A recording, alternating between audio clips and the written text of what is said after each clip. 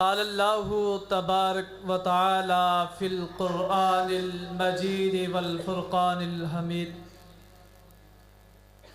یا ایہا الذین آمنوا اتقوا اللہ وقولوا قولا سدیدا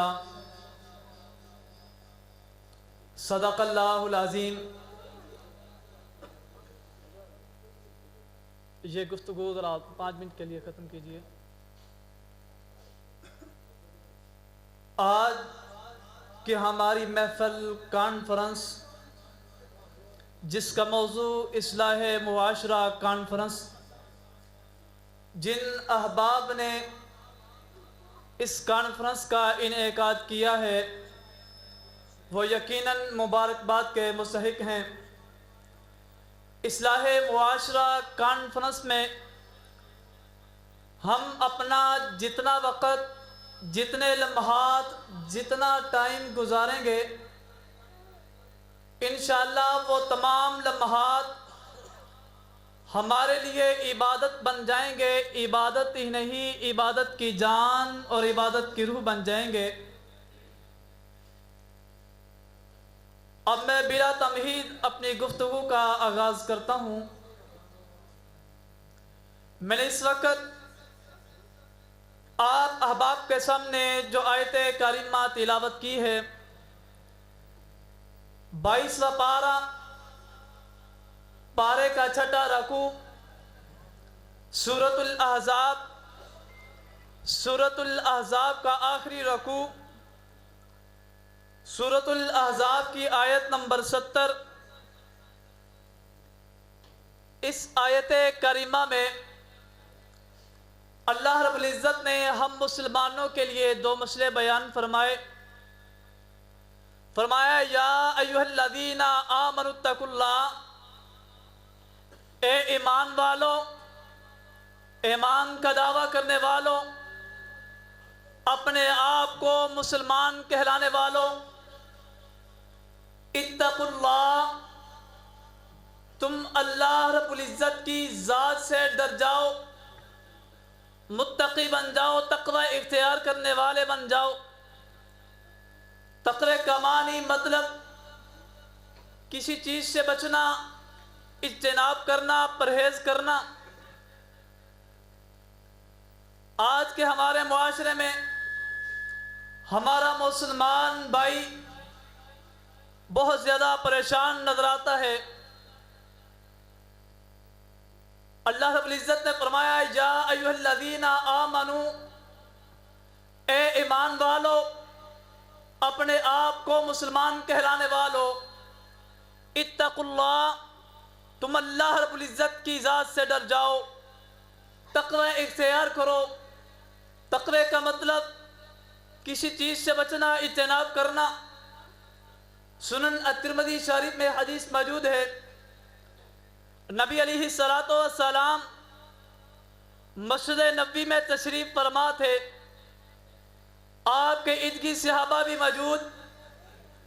ایک صحابی رسول کھڑے ہوئے، سوال کیا، سئل رسول اللہ ان اکثر ما يدخل الناس الجنۃ، یا رسول اللہ ہمیں ایسی چیز کے متعلق دریافت فرمائیں جو لوگوں کو جنت میں لے جانے کا سبب بنے۔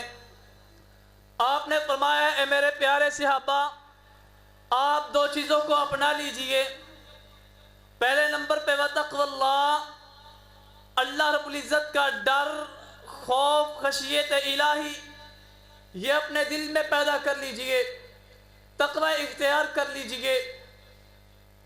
المجمل کبیر میں امام القرطبی رحمہ اللہ تعالی نقل کرتے ہیں کہ سیدنا عمر بن خطاب رضی اللہ تعالی عنہ وہ سوال کرتے ہیں ابی بن کعب سے کہ تقوی کا کیا مطلب ہے، تقوی کا معنی مفہوم مجھے سمجھائیے۔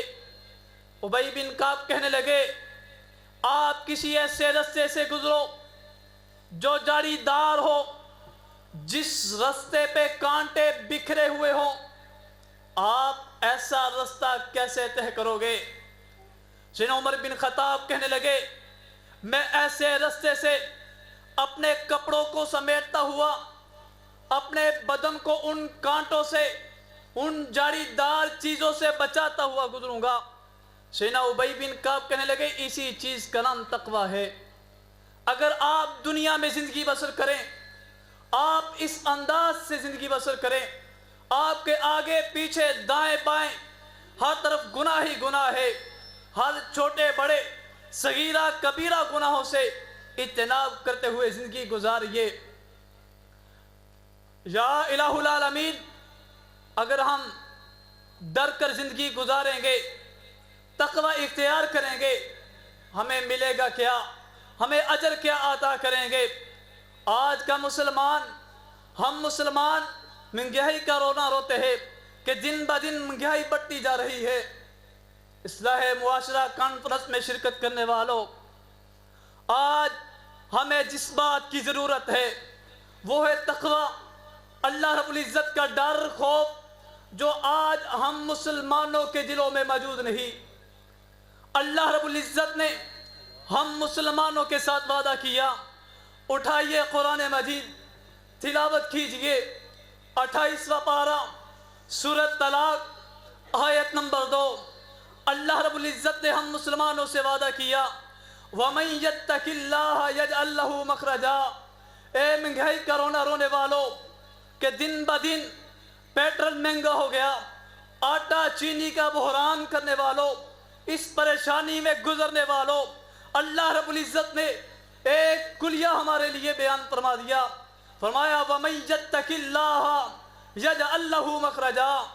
اے میرے بندو، آپ کی زندگی میں جتنی بھی پریشانیاں ہوں گی، جتنی بھی مصیبتیں ہوں گی، جتنی بھی آزمائشیں ہوں گی، وَمَن يَتَّقِ اللَّهَ، آپ تقوی اختیار کیجئے، خشیت الہی، خوف الہی اپنے دل میں پیدا کر لیجئے، یجعل لہ مخرجا، آپ کو ان پریشانیوں سے، ان آزمائشوں سے، مصیبتوں سے آپ کو آسانی سے نکال دوں گا۔ اگلی آیت کریمہ میں فرمایا وَيَرْزُقْهُ مِنْ حَيْثُ لَا يَحْتَسِبُ، صرف آزمائشوں پریشانیوں سے نکالوں گا ہی نہیں، وَيَرْزُقْهُ مِنْ حَيْثُ لَا يَحْتَسِبُ، آپ کو رزق وہاں سے عطا کروں گا جہاں سے بندہ وہم و گمان بھی نہیں کر سکتا۔ اس آیت کی تفسیر میں سنن الکبریٰ للبہقی کا مختصر واقعہ آپ کے سامنے رکھتا ہوں۔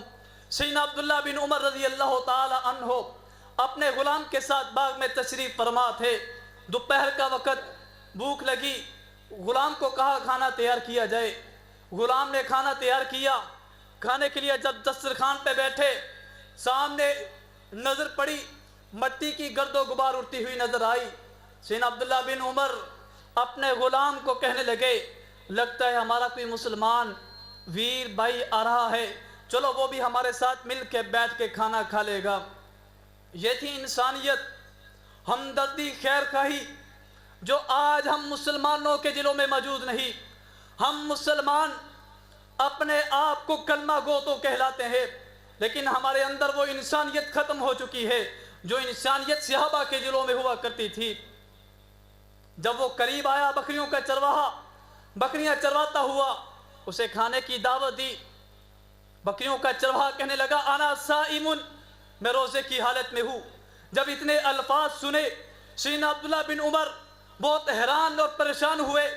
دوپہر کا وقت، گرمی کا موسم، اور یہ جنگل بیابان میں یہ بکریوں کا چرواہا، آخر اس کو کسی بات نے مجبور کیا ہوگا روزہ رکھنے پر، رہا نہیں گیا۔ سوال کیا بکریوں کے چرواہے سے، آپ نے روزہ رکھا، کیا مواجرہ ہے؟ بکریوں کا چرواہا کہنے لگا میرا مالک مجھے 2 ٹائم کھانا دیتا ہے، مجھے صبح 1 روٹی ملتی تو میں سحری کر لیتا ہوں، مجھے شام کو 1 روٹی ملتی ہے تو میں افطاری کر لیتا ہوں، یہ میری مختصر سی زندگی ہے۔ سیدنا عبداللہ بن عمر کہنے لگے اب اس کا ایمان دیکھتے ہیں، یہ اپنے ایمان میں کس قدر پختہ ہے، یہ اللہ رب العزت سے کس قدر ڈرنے والا ہے، اس میں تقوی کتنا ہے۔ کہا آپ ہمیں 1 بکری سیل کر دو، ہم آپ کو پیسے دیں گے، اپنی پوکٹ میں رکھ لینا۔ مالک کو جا کر کہہ دینا بیڑیا کھا گیا تھا یا ریوڑ سے پیچھے رہ گئی تھی بکری۔ بکریوں کے چرواہے کے جو الفاظ تھے وہ کہنے لگے یا عبداللہ، اے اللہ کے بندے، جو میرا مالک ہے میں اسے جا کر تو ٹال مٹول کر دوں گا کہ ریوٹ سے پیچھے رہ گئی تھی یا بیڑیا کھا گیا تھا، جو ساری کائنات کا خالق اور مالک ہے اسے میں کیا جواب دوں گا؟ یہ تھا ایمان، تقوی، جو آج ہم مسلمانوں کے دلوں میں موجود نہیں۔ اگر ہم مسلمانوں کے دلوں میں تقوی، اللہ رب العزت کا ڈر اور خوف ہوتا، اسی مسجد میں فجر کی نماز کے وقت اتنے نمازی ہوتے کہ پاؤں رکھنے کے لیے جگہ نہ ملتی۔ اگر ہم مسلمانوں کے دلوں میں اللہ رب العزت کا ڈر اور خوف ہوتا، ہم کبھی کسی پر کوئی ظلم نہ کریں۔ اگر ہم مسلمانوں کے دلوں میں اللہ رب العزت کا ڈر اور خوف ہو، ہم کبھی کسی برائی کے قریب نہ جائیں، ہم کبھی کسی گناہ کے قریب نہ جائیں، ہم کبھی جھوٹ نہ بولیں، ہم کبھی بھی کسی کی ناجائز زمین پر قبضہ نہ کریں۔ لیکن ہائے افسوس، ہم مسلمانوں کے دلوں سے اللہ رب العزت کا ڈر اور خوف نام جیسی کوئی چیز ہی نہیں۔ اسی سورۃ طلاق کی اگلی آیت کریمہ فرمایا وَمَن يَتَّقِ اللَّهَ يُكَفِّرْ عَنْهُ سَيِّئَاتِهِ وَيُعْظِمْ لَهُ أَجْرًا۔ وَمَن يَتَّقِ اللَّهَ، دوسرا وعدہ اللہ رب العزت نے اس بندے کے ساتھ کیا جو لوگ تقوی اختیار کرتے ہیں، جن کے دلوں میں اللہ رب العزت کا ڈر اور خوف ہے۔ یکفر عنہ سیئاتہ، جو بندہ تقوی اختیار کرے گا، جس کے دل میں اللہ رب العزت کا ڈر اور خوف ہوگا، اس کی زندگی میں جتنے بھی گناہ ہوں گے یکفر عنہ سیئاتہ، وہ سارے کے سارے معاف فرما دوں گا۔ یہیں پہ بس نہیں کی، اللہ ہمارا کتنا غفور الرحیم ہے۔ آگے فرمایا وَيُعْظِمْ لَهُ أَجْرًا، صرف آپ کے گناہ ہی معاف نہیں کروں گا، آپ کو اجر عظیم عطا فرماؤں گا۔ اس آیت کی تفسیر میں اگر اجازت ہو تو ایک تھوڑا سا چھوٹا سا واقعہ سنن ابن ماجہ اور ترمذی میں موجود ہے۔ بڑی اسرائیل کے دور کا کیفل نامی شخص، بہت مشہور و معروف واقعہ، وقت کا لٹیرا، بدماش، ڈاکو، زانی۔ اس دور میں ایک بیوہ عورت باحیا، شرم و حیا کی پیکر، اس کی 2-3 بیٹیاں ہیں، لوگوں کے گھروں میں برتن مانجھ کر اپنی بیٹیوں کا پیٹ پالنے والی، لوگوں کے گھروں میں کام کاج کر کے اپنی بیٹیوں کا پیٹ پالنے والی۔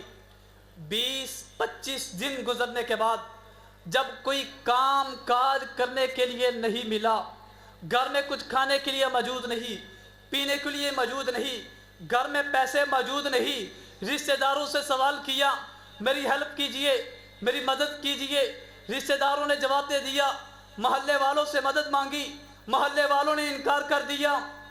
جب سب نے انکار کر دیا، ہم جانتے ہیں جب کسی پر غربت آتی ہے، جب کسی پر غربت آتی ہے، جو اپنے رشتہ دار ہوتے ہیں پھر وہ بھی بیگانے ہو جاتے ہیں۔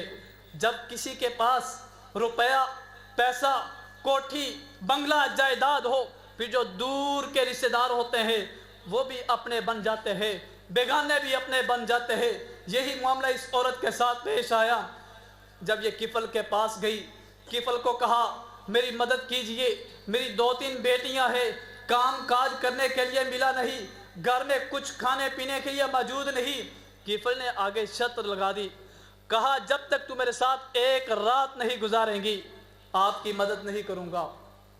شرم و حیا کی پیکر عورت، یہ بیوہ عورت گھر میں واپس پلٹ آتی ہے۔ جب دیکھتی ہے بیٹیاں بھوک اور پیاس کی وجہ سے رو رہی ہیں، بلک رہی ہے، ماں کی ممتا نے مجبور کیا۔ اپنی بات کو مختصر کرتا ہوں، جب دوسری بار تیسری بار کفل کے پاس گئی، رات گزارنے کے لیے تیار، کفل اسے کمرے میں لے گیا، کمرے کے دروازے بند، کھڑکیاں بند۔ جب کفل اس عورت کے قریب پہنچا، دیکھا کہ عورت کے جسم پہ کپ کپی تاری ہے، عورت کی آنکھوں میں آنسو جاری ہے۔ کفل سے رہا نہیں گیا، کفل نے پوچھا اے عورت، آپ کی آنکھوں میں آنسو کیوں ہے؟ آپ کے جسم پر کپ کپی کیوں تاری ہے؟ اس عورت نے کفل کو کہا، اس کے پاؤں سے زمین نکال دی۔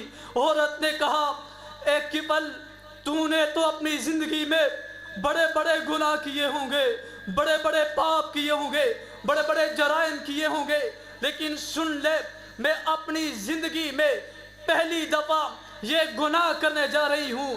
مجھے اللہ رب العزت سے ڈر لگتا ہے کہ قیامت کے دن میں اس کے سامنے کیسے کھڑی ہوں گی۔ آج کا ہمارا مسلمان، آج کا ہماری نوجوان نسل ساری رات فیس بک پہ، نیٹ پہ گزار دیتے ہیں۔ ہم مسلمانوں کے پاس نماز پڑھنے کے لیے وقت نہیں۔